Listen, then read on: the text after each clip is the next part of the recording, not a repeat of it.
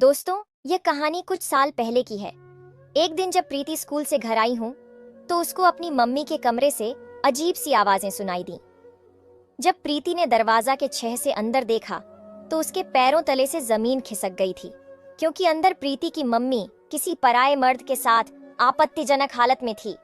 Uncle प्रीति की mummy के होठों को ऐसे चूस रहे थे जैसे कोई आइसक्रीम चूसता है। क्या तुम इस मामले में पीछे हो? अंकल यह कहकर उठ खड़े हुए। तभी प्रीति की मम्मी ने अंकल का हाथ झुककर पकड़ लिया और तिरछी नजरों से देखते हुए बोले, क्यों दिल भर गया क्या? अब बस भी करो। प्रीति कहीं आ गई तो मुश्किल हो जाएगी। अंकल की आवाज में थकान थी, लेकिन उसकी मम्मी के चेहरे पर थकान की शिकन तक नहीं थी। अंकल को खींचकर प्रीति की मम्मी ने पलंग पर बैठा लिया और बोली, प्रीति अपनी सहेली के घर। मैं अभी नहीं आने वाली है। मम्मी को बाहों में बीच लिया लगता है। आजकल वाले आसन का इस्तेमाल करना ही पड़ेगा। करो ना मना, किसने किया है? प्रीति की मम्मी ये कहते कहते हंसने लगी। फिर अंकल ने उनको पलंग पर पटक दिया। मम्मी का पूरा शरीर पलंग पर मचल रहा था। अंकल ने हाथ बढ़ाकर टेप रिकॉर्डर ऑन कर दिया और दरवाजे के छेद से यह सब देख रही थी। उन दोनों को क्या पता था कि उन्हें उनकी बेटी देख रही है। तभी अचानक ही प्रीति को छींक आ गई। सारा गुड़ गोबर हो गया। प्रीति हावड़ा कर अपने कमरे की ओर बाकी चली गई और तुरंत बेड पर लेट गई।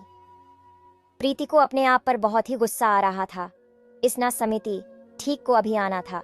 सारा खेल बिगाड़ दिया। इतने में दरवाजा खुलने की आवाज आई।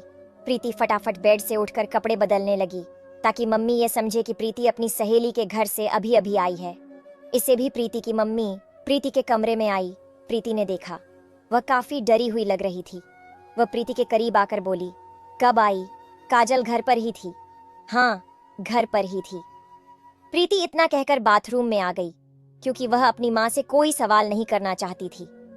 ये उनकी अपनी निजी जिंदगी थी।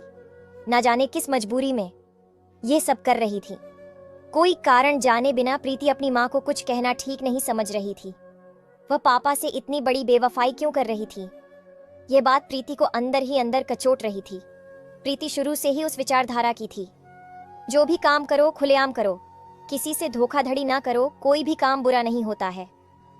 वह तब बुरा हो जाता है जब सबकी नजरों से बचाकर किया जाता है।